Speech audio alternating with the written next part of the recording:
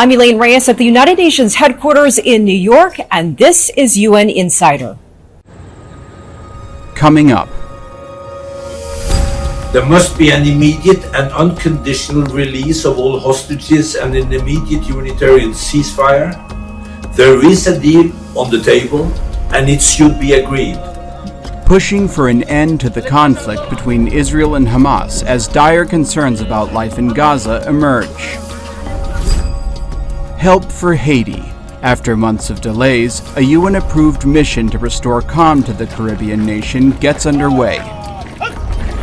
There's a desperate need to speed up the pace of change in relation to women's empowerment. Striving for a more equal world. A conversation highlighting the role of women in diplomacy. Next.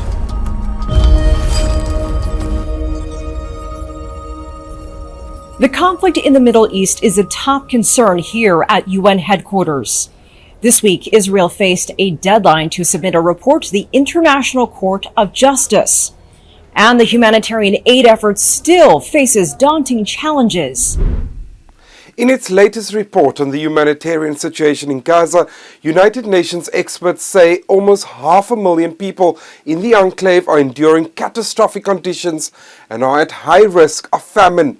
Addressing the Security Council on Tuesday, Tor Visseland, the UN Special Coordinator for the Middle East peace process, said while there's been slight improvements in the food security situation in the northern parts of Gaza, it's a different story in the south.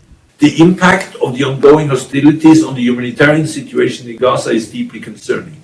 The life-threatening conditions facing the more than 1.7 million internally displaced people in Gaza, where nowhere is safe, must be addressed immediately. The level of essential goods, including humanitarian assistance that has been unloading to Gaza, continues to fall short of meeting the needs of the population. Security Council members expressed concern about the lack of implementation of a Council resolution passed earlier this month, which called for an immediate humanitarian ceasefire. The resolution was authored by the US following the three-phase ceasefire proposal announced by President Joe Biden. China questioned why the legally binding resolution is not being implemented.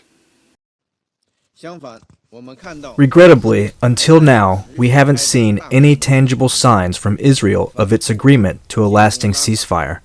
On the contrary, we have witnessed its continued large-scale military operations and repeated attacks on refugee camps in Rafah, Nazarite, and Gaza City, resulting in new and major casualties and putting UNRWA, ICRC, and other humanitarian institutions in danger.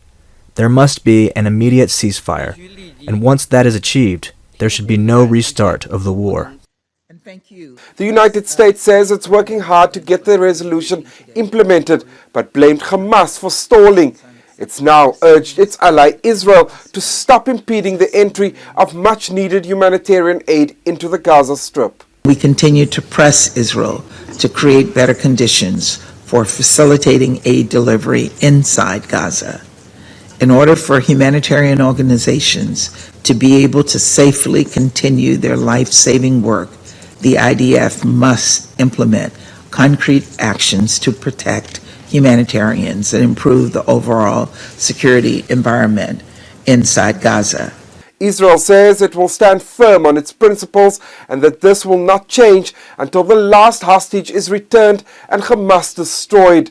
Meanwhile, Palestine's permanent observer to the UN is pleading, saying the time has come to end this war and free the Palestinian people from endless oppression. Jody Jacob, CGTN, New York. Shudija is monitoring developments inside the UN and has more on our top story. Dija. Yes, Elaine. This is a jam-packed week for the United Nations. We have UN Chiefs of Police Summit, which the abbreviation is quite interesting, UN COPS, which aims to engage on strengthening international peace, security, and development for all through the unifying power and enabling role of national and United Nations policing. So, any possibilities that UN police could protect UN humanitarian convoy in Gaza Strip from self-distribution or looting?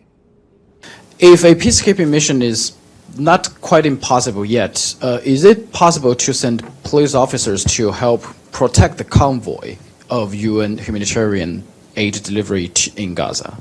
You know, the UN police, UN peacekeeping is ready to respond to any call by member states. But as you know very well, I mean, there are certain key conditions, and that would certainly include the Security Council, I believe, in that matter. But like I said, that applies to what I'm saying applies to pretty much every situation. If we are called to by the relevant bodies to help, then of course we would do our best. It's been reported that the UN has warned Israel that it will suspend aid operations across the Gaza Strip unless urgent steps are taken to better protect humanitarian workers. So, will UN give up its operations in Gaza? We're not pulling out of Gaza. We are trying to operate in a space that more often than not is shrinking. When it expands, we take that opportunity. We're just trying to. It's like we're just trying to find the space in which we operate within conditions that that meet our very basic and pretty simple standards. Speaking of the situation in Middle East, this week UN also released its latest IPC report on Gaza. According to the report, 1 in 5 households in Gaza go whole days without food, and famine risks remain high across Gaza after a new round of violence in recent weeks, particularly in southern and central Gaza. I asked the chief economist of FAO, Maximo Torero, about the trajectory of the food security in Gaza. I think what is important of this report is that it clearly shows that if there is an improvement in the flow and access to all this food and water and so on, the returns are important and the risks are minimized of a famine. I think that's crucial. Now, that tells us that this can happen and can be done, and therefore we can reduce the current sustained risk of famine, which still persists and is significant in the location. The trajectory has variance, it's not stable, and that variability is a control variability depending on the level of permits and the level of access of trucks to the location. And that's what we need to minimize. And the hope is that we can have a positive trend of that will imply, of course, also the security attached to that. This week, UN launched its Global Principles on Information Integrity. Secretary General Antonio Guterres urged governments, tech companies, advertisers, media, and other stakeholders to refrain from using, supporting, or amplifying disinformation and hate speech for any purpose. And on AI, to ensure that all AI applications are designed, deployed, and used safely. He also answered my question on possible state-sponsored misinformation. If I search UNRWA on Google now, the second result is a sponsored advertisement called UNRWA Neutrality Compromised. So in this information integrity, how can you ensure that governments, they don't because of maybe their national interests to push for a misinformation or disinformation? Do you have confidence that member states would do that? I think that member states have a vested interest in not promoting misinformation, because sooner or later the truth is discovered. I'll give you one example of misinformation about myself. I've heard the same source many times saying that I never attacked Hamas, that I never condemned Hamas, that I am a supporter of Hamas. I asked for a statistic to be made by our colleagues. I have condemned Hamas 102 times, 51 of them in formal speeches, the others in different social platforms. So, I mean, the truth, in the end, always wins. We also have the new Sustainable Development Goals, or 2024 SDG report, launched this Friday. The report indicated that only 17% of SDG went smoothly. Over one-third of the goals face stallment or, even worse, retrogression. Bear this in mind, the SDG is for the year of 2030, which is less than 6 years, and there is still a long way to go. Well, there are just far too many crises on planet Earth. Let's fly to the moon a little bit. And this week, China's Chang'e 6 lunar probe successfully landed in China, carrying lunar soil. What does the UN have to say about this? I'm going to temporarily bring you out of those crises on Earth. I know where you're going to take me. Yeah, okay. I know where you're going to take me. So China's Chang'e 6 moon probe just landed on this very planet-bringing rare moon Earth back. So first, what does the Secretary General has to say on this mission? And second, we know it's an international cooperated mission with other countries. How important do you think for collaboration in outer space? It's a remarkable achievement, right? Also, as you mentioned, it's a great demonstration of international collaboration in terms of outer space affairs. We understand there were also teams from Italy, from France, from Pakistan, the European Space Agency, all involved. It's also important that, as we understand, that the lunar samples, the valuable lunar samples, will be shared with researchers around the world. And I think, whenever we have space exploration, the more transparency we have, the better it is. And that's all from me. Elaine. Shudaja, thanks.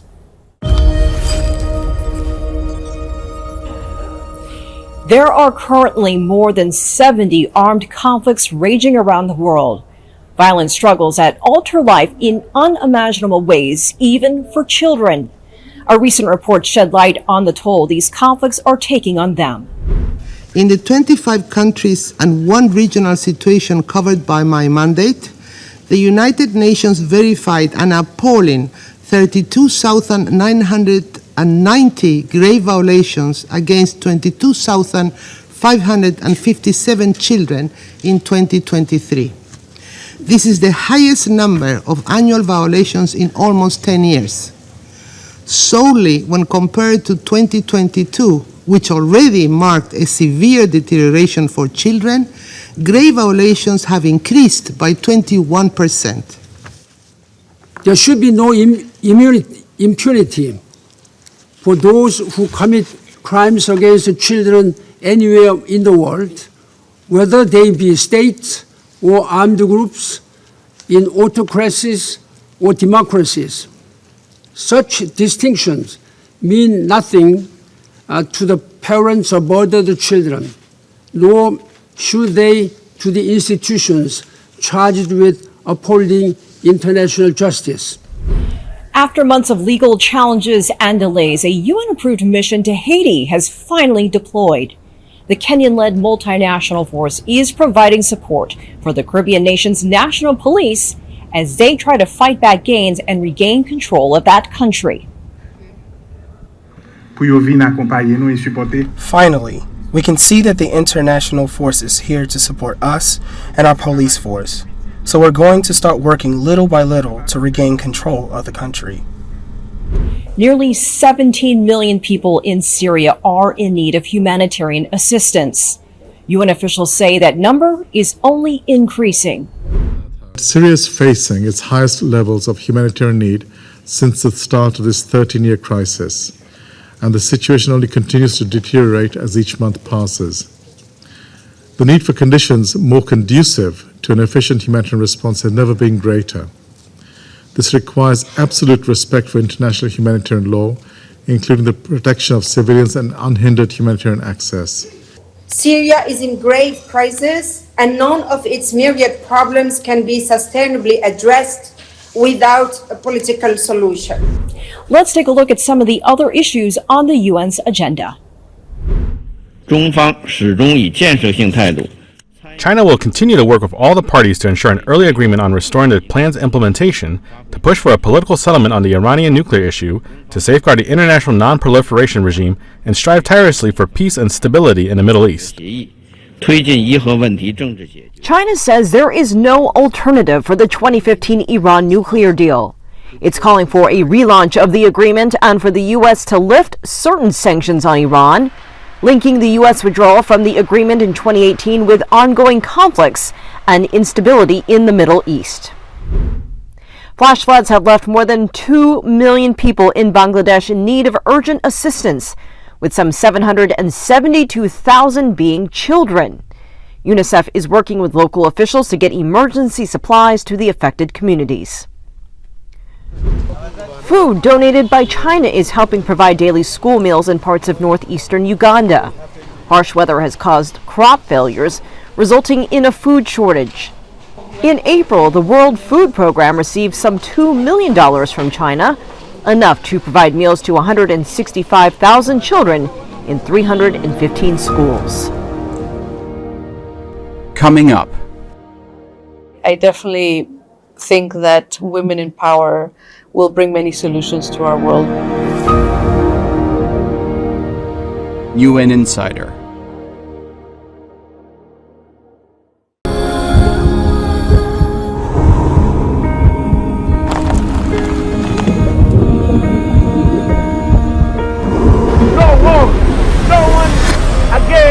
Holding guns. Words to protesters.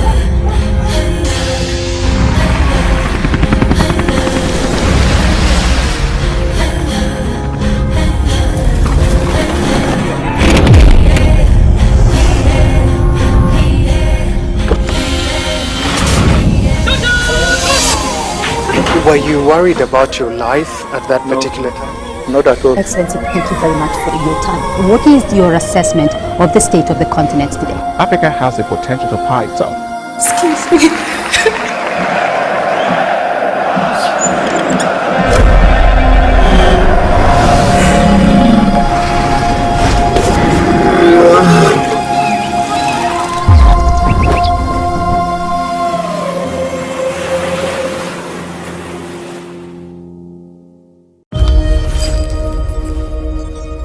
Women hold nearly 30% of seats in national parliaments worldwide. At the current rate, it would take 47 years to achieve equal representation in those bodies and 300 years to reach full gender equality. This week, the UN marked the International Day of Women in Diplomacy.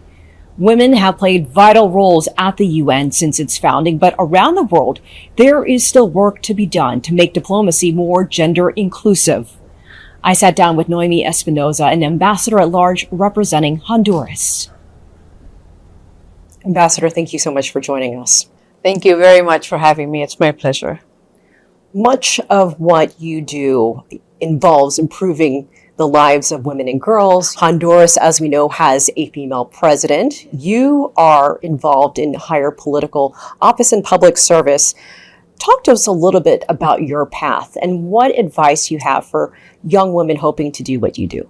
Yes, and I'm very proud of having one of the only 26 female heads of state or government in the world. So Honduras, President Xiomara Castro is one of 26 in the entire world. And it is a real inspiration to women and girls, especially in Honduras, when you look, at her and say, I can be the president someday. And I myself have followed the path of the generations before me in Honduras who gave me equal opportunities. I think the young women's movement is something that we need to keep a close eye on and nurture and make sure that they have opportunities and education, because they will be the ones that can bring the world forward. So as an older generation women, I take my role with a lot of responsibility, and we need to protect democracy. We need to protect political systems, because we need to make sure that those young women do not become discouraged with the state, that they continue to believe in the state, that they continue to believe in democracy, that they continue to believe in the political system, because we need them to make sure that the world is a better place. I definitely think that women in power will bring many solutions to our world, because men have been in power for decades. I think it's time to give women the opportunity to find some solutions. Do you think the atmosphere is more favorable for younger women than it was 10, 20 years ago? Absolutely. There's a lot to be done, and there's a desperate need to speed up the pace of change in relation to women's empowerment and the participation of women in power positions, because it's very small. Again, out of the entire world, only 26 women are heads of state and government. So if we keep up that pace, it would take over 100 years for there to be as many women as men as heads of state or government. So there's a lot to be done, but I think there's improvements, and those are things that can be easily solved. It's a matter of parity and justice. A recent headline by the medical journal Lancet says that dramatic declines in global fertility rates set to transform global population patterns by the year 2100. What are some of the issues that come along with that? So there's this enormous demographic transition, and in all regions of the world, some like sub-Saharan Africa and some in Latin America still have very large adolescent and youth populations. But in general, the world is aging, and we need to make sure that we focus on the economy of support, or the matter of care for those aging populations, because the care of young people, of elderly people, usually falls on women. So it's also an issue of gender equality. We need to make sure that there's policies that balance that care towards older populations. It's also an enormous opportunity, because of course it's a success of 30 years that now people live longer, and that there's lower fertility, and that people have the family structures that they want to have. I want to take a look specifically at Latin America and the Caribbean. In 2022, the region saw its lowest annual population growth in a decade, decreasing every single year. What has led to that, and what are the trends that you've been seeing in the region? There's lower fertility. People are having children when they want to have children. There's also an increase of women making choices to be part of the workforce. There's also something that's very important, is there's a big movement of young women who are taking to the streets and claiming their rights. And I think we need to invest in these young women, because they are the ones who will guide the future. So all of these changes, again, are very positive, and they demonstrate a more active young population, a more active engagement of people in society and contributing to development and human rights. Because you see some other headlines and they kind of put a negative cast on those numbers. And I think it is an opportunity for us. I think the world is interconnected, and this is the beauty of the United Nations, where we're sitting right now. It's the beauty of the multilateral system. We are one global family. And as migration flows move and people move, we have more opportunities, we have healthier and longer lives. Honduras and China recently celebrated 1 year of establishing diplomatic relations. President Castro visited China as well. Things are off to a pretty fast start. We're extremely happy to be partners with China. We establish these relations based on the One China principle, which we fully believe in. And I think that there's a lot for both countries. For us, China, just by the size and the opportunities that it offers, it can help us develop so much. But also China in Honduras can see a friend that opens the doors to other Latin American countries. And that's what the relationship has been. You mentioned both countries learning and taking things from each other. When you set that against what the United Nations offers and the size of the countries and multilateralism, how does that play a role? The multilateral system is the only option that we have to look at these world problems, like what we were talking about, migration and climate change, because it's the fact that one country, one vote, and we all sit here together and can have a conversation about how to address those challenges. It's the only way. Migration doesn't, it's a trans-border issue. It requires the international community. Climate change does not know borders. So the United Nations is key. And then having partners like China, who clearly, China is a very powerful country in the world, but also in the United Nations. It's one of the permanent 5 members. It's a very big country. But their friendship towards us enables us to also be more representative and to have a better role, because we have that friendship with with China, which is based on respect. It's a very respectful relationship on the side of China towards Honduras. Ambassador Espinosa, thank you so much for joining us. My pleasure. Thank you so much for the opportunity. Coming up. The first thing that happens when a family budget comes down is to cut back on food spending, because that's the only thing they have decision-making power over. UN Insider.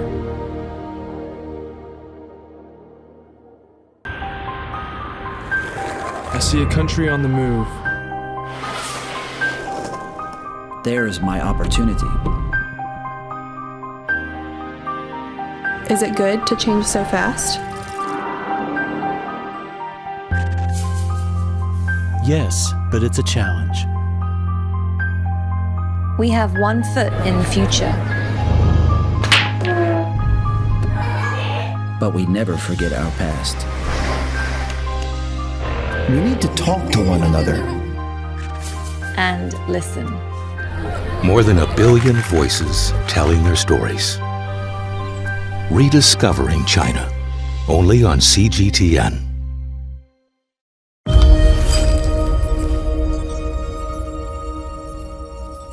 Climate change, conflict, economic hardship, and other factors are contributing to greater levels of food insecurity. Colombia now finds itself on the UN's list of acute food insecurity for the first time. Michelle Begay shows us why. In Colombia, 4.5 million people are facing severe acute food insecurity.